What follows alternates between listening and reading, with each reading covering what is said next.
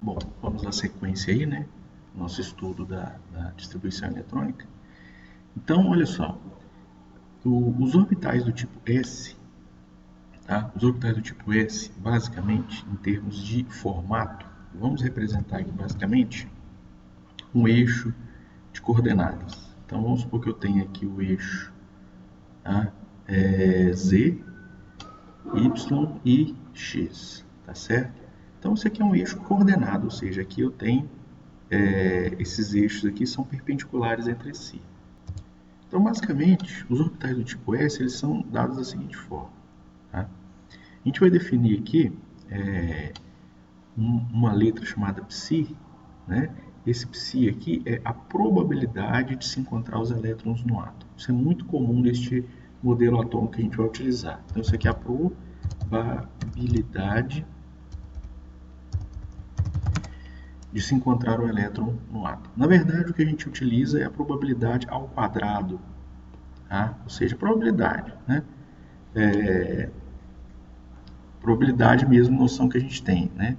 Pode ser dada em termos de porcentagem, ou seja, quando eu tenho π ao quadrado igual a 100%, significa que as chances de encontrar o elétron ali são de 100%, certo?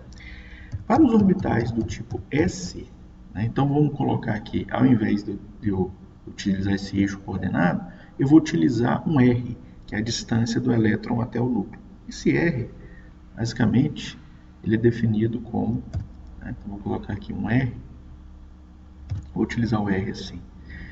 Ele é definido como raiz quadrada de x ao quadrado mais y ao quadrado mais z ao quadrado. Tá? Bom, o que importa para a gente, na verdade, é que R é a distância do elétron até o núcleo. Então, distância do elétron ao núcleo. Tá?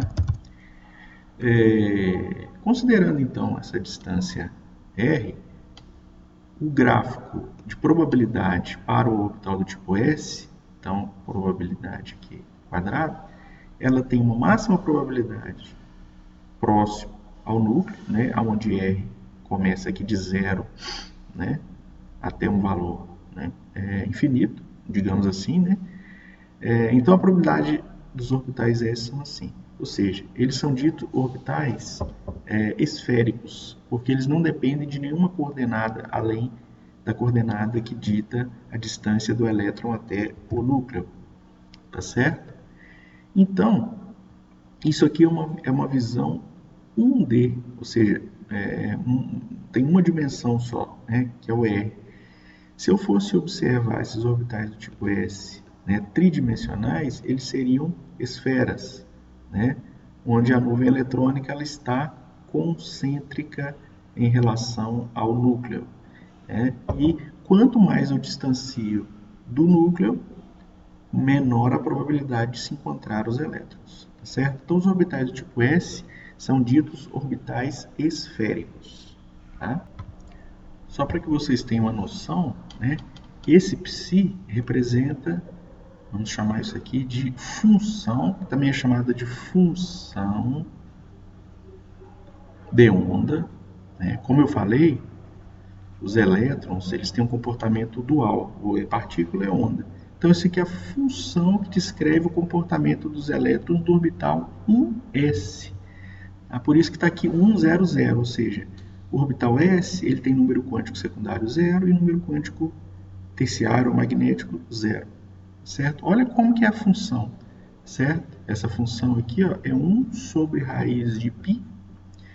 Esse Z é o número de prótons, tá? O número atômico, vezes raiz de π. Tá? Sobre um A0, esse A0 é uma constante. Tá? Isso aqui está elevado a 3 meios. Esse é um número, né, que corresponde, é um número irracional, que corresponde a 2,7, né, assim como o π, tá? Elevado a menos número atômico vezes um R dividido por, novamente, o A0. Olha como que é a função. Mas é lógico que a gente não vai entrar em detalhes como se obtém essa função, tá? Mas essa é a função que descreve este comportamento aqui que eu acabei de descrever. Né? Se eu elevá-la ao quadrado, tá certo? essa função aqui, ela vai descrever este comportamento aqui, tá? Certo? Então, ela vai descrever este comportamento aqui, em relação ao R, que eu estou trabalhando com esse R aqui, tá? Vou colocar aqui, que seria este R aqui. Só usar a mesma letra, tá certo? É lógico que eu não vou, como eu falei, não vou entrar em detalhes como se obtém essa expressão, tá? Já para os orbitais do tipo P, o que acontece, né? Como eu falei para vocês, esses orbitais, né, eles têm número quântico secundário igual a 1. Então é como se eu pudesse definir, né, para esses orbitais aqui, um eixo específico. O que eu quero dizer com isso, né? Os orbitais do tipo S, eu falei que eles eram esféricos, ou seja, não depende de qual lado que eu olhar, né? A probabilidade de se encontrar o elétron ela é a mesma. Para os orbitais do tipo P, eu já tenho uma diferença. Se eu vou pegar esse aqui do meio aqui, ó. Esse aqui, vou analisar esse aqui, né? Os orbitais do tipo P, eles são assim descritos, né? A probabilidade de se encontrar o elétron, ela depende da orientação angular. Ou seja, vou chamar esse eixo de Y, chamar esse eixo aqui de X e esse aqui de Z, tá?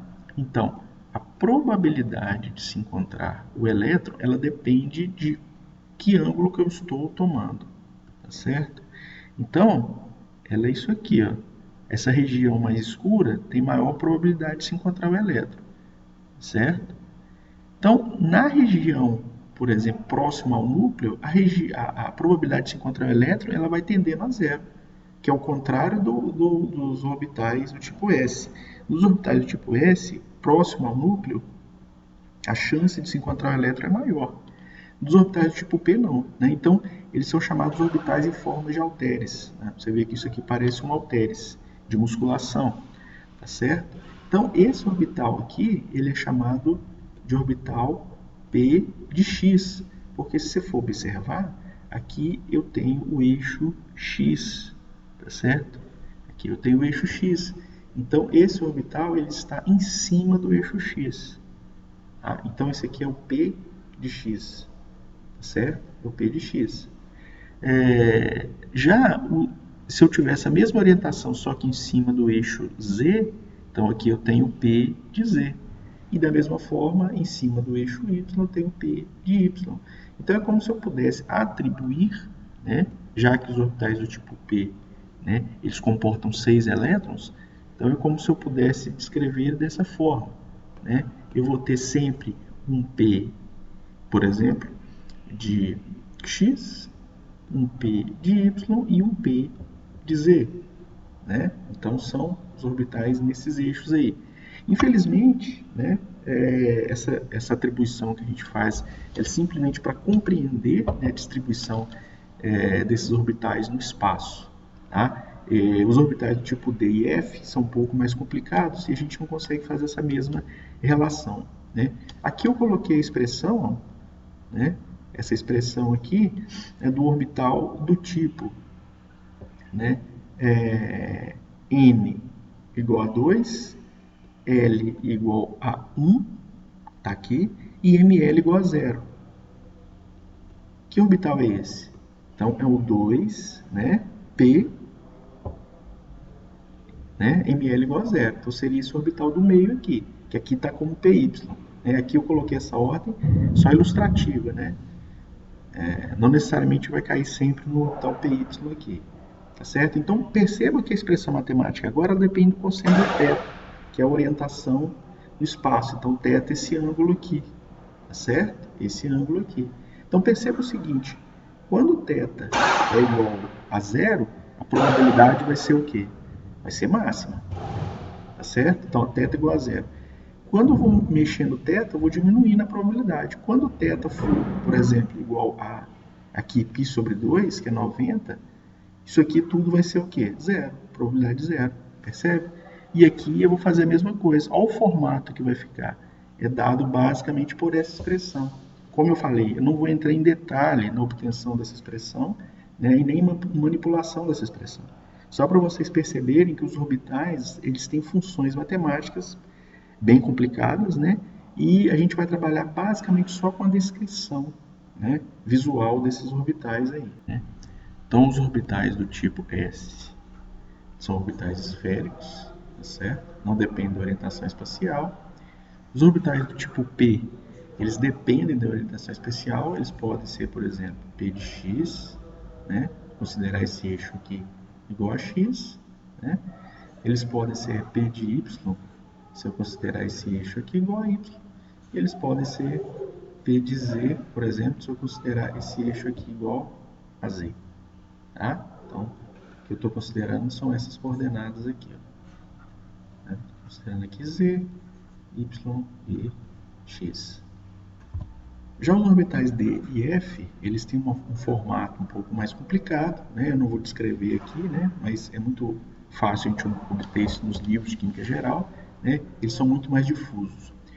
O que é importante a gente perceber é o seguinte, percebam que quando os orbitais P de x, P de y e P de z, eles estão juntos, né? Eles formam um tipo de esfericidade, tá certo? Então, isso significa, né, isso na prática significa que quando eu tenho um preenchimento completo dos orbitais P, eu fico com um aspecto semelhante à esfericidade dos orbitais S, certo? E por que essa esfericidade ela é importante? Por que eu comento isso? Né? Na verdade, existe uma coisa na química, né, em termos de distribuição eletrônica, que é chamada regra do octeto. Então, distribuição eletrônica do hélio 1s2, neônio 2s2, 2p6. Então, percebeu-se que esses elementos, chamados gases nobres, justamente por isso, porque eles têm pouca reatividade. E atribuiu-se essa reatividade justamente ao fato de eu ter ou um orbital S ou um orbital P totalmente preenchido, certo? Então, se a gente perceber bem, o orbital S ou o orbital S e P preenchido, a gente tem 8 elétrons. Aqui, ó, 8 elétrons, 8 elétrons, 8 elétrons, 8 elétrons, 8 elétrons. E no caso do hélio, a gente tem 2 elétrons, né? Que aí não seria octeto, mas eu estaria trabalhando com orbital esférico, certo? Então, essa esfericidade dos orbitais gera uma certa estabilidade, né? O que se percebeu aí. E o que se decidiu chamar de regra do octeto, né? A gente vai ver mais quando a gente vai vendo ligações químicas, mas é justamente o fato de eu ter uma grande estabilidade nos átomos quando estes terminam, né, a sua distribuição com um orbital, um último nível com 8 elétrons, né? E isso vai equivaler, obviamente, a um orbital praticamente esférico, porque a gente, né, já discutiu que os orbitais P, quando eles estão totalmente preenchidos, é como se eles formassem uma esfera, né? Assim como o orbital S sozinho. Beleza?